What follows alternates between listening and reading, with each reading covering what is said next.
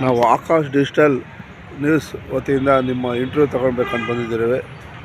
ನೀವು ಕಲಾವಿದರು ಅಂತ ಗೊತ್ತಾಯಿತು.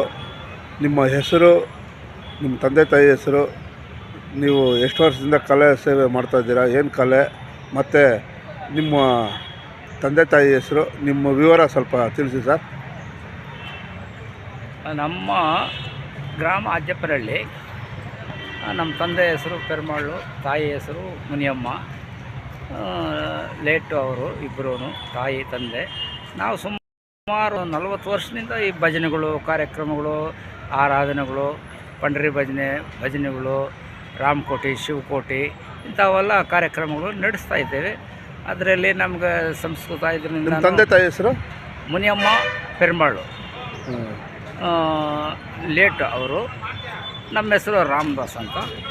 ನಾವು ಕಳೆಯಲ್ಲಿ ಒಳ್ಳೆ ಇದು. ಗುರುಗಳು ಯಾರು?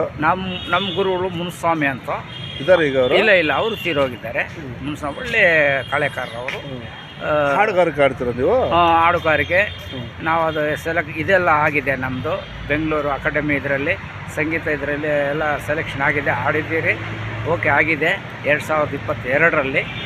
ಅದು ಇನ್ನೂ ನಮಗೆ ಸನ್ಮಾನಗಳು, ಪ್ರಶಸ್ತಿಗಳು ಸುಮಾರು ಬೇಕಾದಷ್ಟು ಬಂದಿದೆ, ಬೇಕಾದಷ್ಟು ಕೊಟ್ಟಿದ್ದಾರೆ, ಇದ್ದಾವೆ ನಮ್ಮ ಹತ್ರ.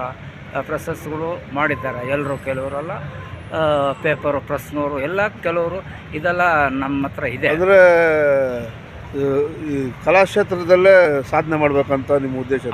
ಸಾಧನೆ ಮಾಡಬೇಕಂತ. ಇನ್ನೂ ಮುಂದೆ ನಮಗೂ ಹೋಗ್ತಾ ಇನ್ನು ಮುಂದೆ. ಈ ಕಲೆ ಅನ್ನೋದು ನಿಮ್ಮ ವಂಶದಿಂದ ಬಂದಿರೋದು? ಹೌದು, ನಮ್ಮ ವಂಶದಿಂದ ನಾವು ಹಂಗೆ ಬಂದಿರೋದು. ಅದು ನಮ್ಗೆ ಒಂದು ಇದಾಯಿತು, ಒಂದು ಅವಕಾಶ ಸಿಕ್ಕಿದ್ದು. ಇದು ಸ್ಟೇಟ್ ಲೆವೆಲ್ವರೆಗೂ ನಾವು ಹೋಗಿದ್ದೀರಿ, ಅಲ್ಲಿ ಸೆಲೆಕ್ಟ್ ಆಗಿದೆ. ಇನ್ನೂ ಅದು ನಮಗೆ ಯಾವ ಒಂದು ಇದು ಗೊತ್ತಿಲ್ಲ, ತಿಳಿಸ್ತೀರಿ ಅಂತಿದ್ದಾರೆ. ನಾವು ಆ ಥರ ಕಲೆಯಲ್ಲೇ ಮುಂದುವರಿತಾ ಇದ್ದೀನಿ.